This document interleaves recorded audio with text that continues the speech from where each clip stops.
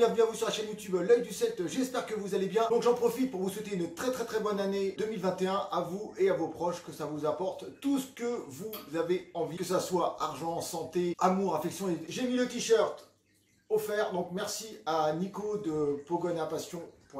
Hop, donc j'en ai profité pour sortir mon petit Bobby. Je voulais remercier à tous les gens qui m'ont envoyé des cadeaux tout au long de l'année 2020. Merci chaleureusement. Pour moi, c'est vraiment une preuve d'affection et je vous en remercie énormément.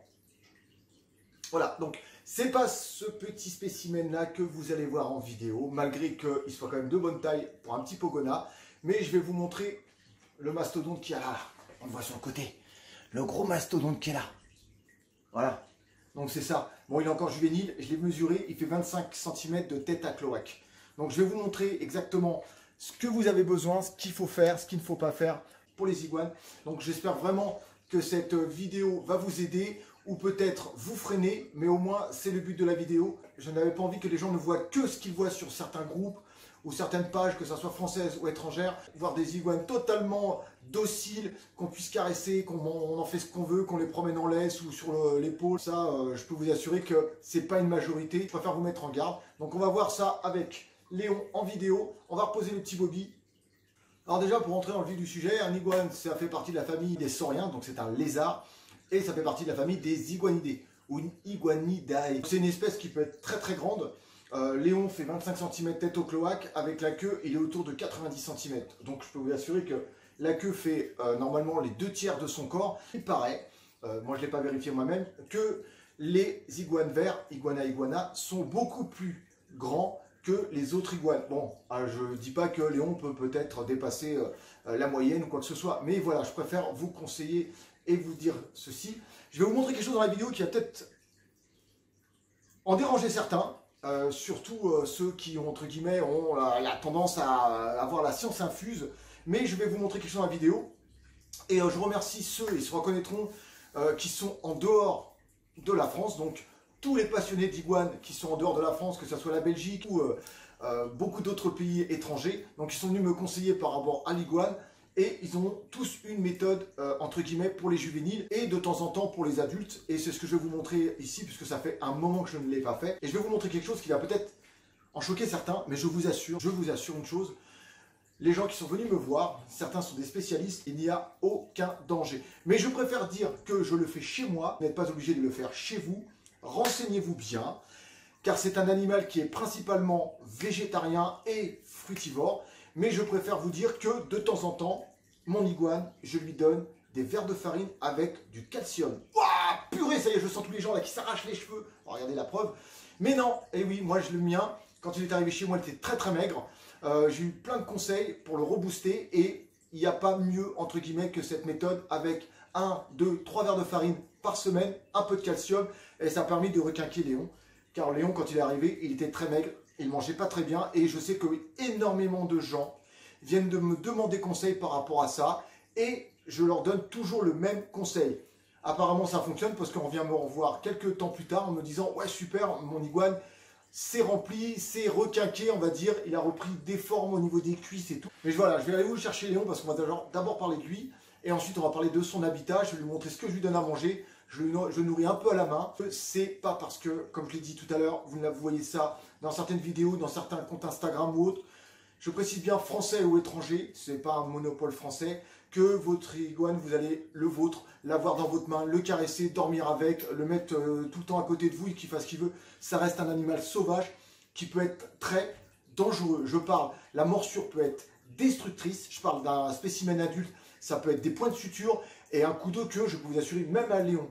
À cette taille-là, ça fait très mal, ça cingle et ça marque. Donc, je préfère vous préciser avant, plutôt que de vous lancer dans un achat compulsif. Avant d'avoir Léon, j'ai mis plus de 2 ans avant de me décider, de prendre les renseignements qu'il faut. J'ai décidé d'adapter le terrain en fonction de la taille de Léon, en fonction de sa croissance. Le terrain fait quand même 1,80 m sur 60 de profondeur, donc il a encore de la place. Mais son terrain définitif, 1,80 m par 1,80 m par 1 m de profondeur. Il a la place de se balader, il a la place de se retourner sur lui-même, parce que comme il fait 25 cm de tête à cloaque, et qu'il a 60 cm de profondeur, il a largement la place. Je vais aller vous chercher Léon, et on en reparle après. Voilà mon petit pépère Léon, donc je viens de le récupérer, donc Comme je l'ai déjà dit, il faut faire très très attention parce que c'est un animal, je fais attention parce que quand il commence à avoir un support avec ses griffes, je peux vous assurer que les griffes, regardez mes mains, je ne sais pas si on voit bien, je peux vous assurer que ça lamine une main. Voilà. Donc les griffes, ça, toutes les marques que j'ai sur mes mains, c'est Léon. C'est pas des griffures de méchanceté ou de quoi que ce soit, c'est juste, il aime bien avoir un support où il peut très bien se tenir. Et une fois qu'il l'a, quand il a envie de bouger, je peux vous assurer que c'est pas très très agréable. Voilà, lui livre ce qu'il aime bien, voilà, c'est être comme ça. Alors je sais pas pourquoi, voilà, ça c'est entre guillemets sa façon d'être posé. Donc comme vous pouvez voir Léon, eh oh, je te parle. Comme vous pouvez voir Léon, il a quand même une bonne taille, mais il est encore jeune, il n'a que 2 ans. Donc là il est encore en période de mue quand je vous en parle, un pépère. Donc je fais toujours attention quand même, je ne vais pas me faire mordre bêtement. Ça commence à faire un petit peu mal. Donc voilà, je ne vais pas vous faire. Donc comme vous pouvez voir, Léon, il a son tempérament. Il y a des moments c'est plus facile, il y a des moments c'est plus compliqué. Mais voilà, comme je peux vous dire, même à cet âge-là, ça peut faire mal. Vous voyez, c'est pas que je m'en occupe pas. Léon, j'essaie d'avoir une bonne interactivité avec lui. Léon a décidé, entre guillemets, de ne pas se laisser faire, d'être dominant. Parce qu'un iguane, ça reste un animal dominant, je précise. Tu préfères comment? C'est toi qui décides. C'est toi qui décides. Voilà, bon, bah, il préfère être comme ça. Mets ta petite patte, voilà. Voilà, donc comme je vous l'ai dit, Léon, il a sa façon d'être. Donc moi, je le manipule. J'essaie de le manipuler un petit peu plus que d'habitude parce que je me dis, il faut quand même pouvoir vérifier si tout se passe bien. L'autre fois, j'ai passé quand même près d'1 heure à lui enlever tout ce qui est reste d'écailles sur sa crête. Mais voilà, son fanion est quand même magnifique. Vous avez vu un peu?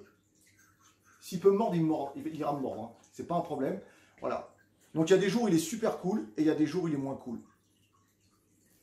Voilà. Bon, bah, après, voilà, ça dépend des moments. Donc, je sais pas s'il va aimer la cam, mais... Bon. Voilà, ça y est, il se calme. C'est le moment le plus difficile pour moi, c'est d'aller récupérer Léon dans son terrarium parce que c'est son territoire, c'est à lui. Donc voilà, je suis un intrus pour lui, donc je préfère le gérer comme ça, c'est son espace, donc je vais le récupérer. Et une fois qu'il est à l'extérieur, c'est beaucoup plus cool. Donc ce que j'ai tendance à le faire beaucoup, parce que c'est lui qui y va lui-même, c'est que j'ai tendance à le mettre au niveau, je vous montre, je vais le poser. Il adore se mettre ici, juste au-dessus du terrarium du Pogona. Donc je vais le poser parce qu'il y a une lampe chauffante et que c'est chaud. Voilà. Donc je vais le laisser là parce qu'on va continuer la vidéo avec son terrarium et ça sera beaucoup plus simple après. Et je vais le récupérer, je vous montrerai comment je le nourris. C'est plus simple, non? Donc comme vous pouvez le voir, donc, le terrarium de Léon, donc, on est donc sur 1,80 m de large, sur 1,20 m de haut, sur 60 de profondeur. Là, il a le petit coin support à gauche. C'est un coin de détente pour lui. Il se pose en haut, il est tranquille. Là, vous avez une espèce de néon à LED. Voilà, je préfère dire ça comme ça. Ici, une rampe qui permet d'aller jusque sa litière en bas. Toujours en bas, ici, vous avez de l'humus de coco beaucoup plus absorbant au cas où il fait des éjections à côté. Ici, vous avez de l'eau. Ici, sa salade. Ici, vous avez son bac pour pouvoir faire trempette. Bon, Léon, il va pas beaucoup, mais bon, ça dépend des jours.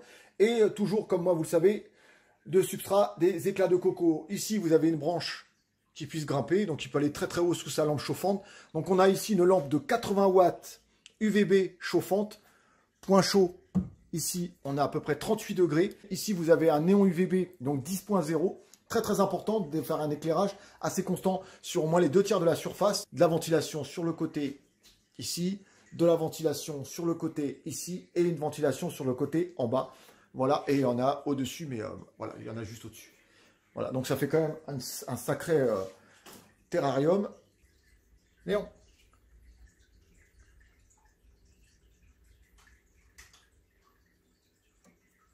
Voilà. Voilà.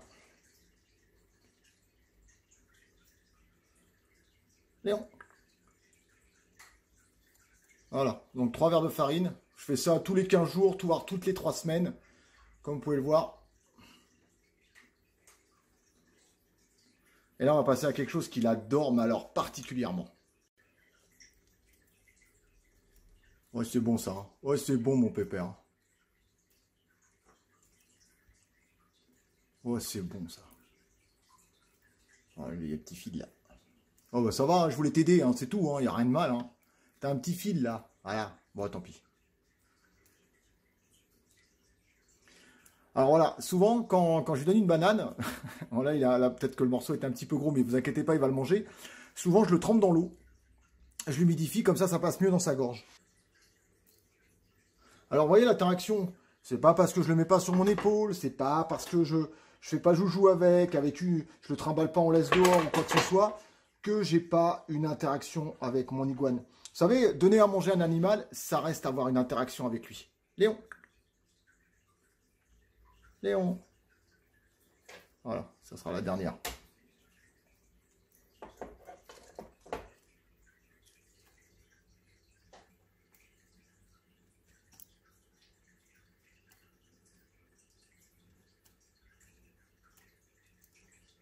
Oh, c'est dur.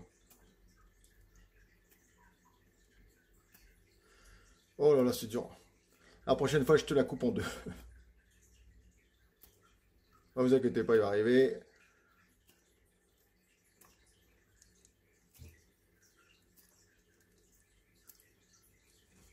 Voilà. Beaucoup de lézards font ça. Si vous avez déjà remarqué sur pas mal d'espèces, ça frotte, ça écrase. Oh, c'est dur là. Hein. Alors, c'est pas parce que le morceau est trop gros. Je pense que la banane est peut-être un peu trop dure. Elle n'est pas assez mûre.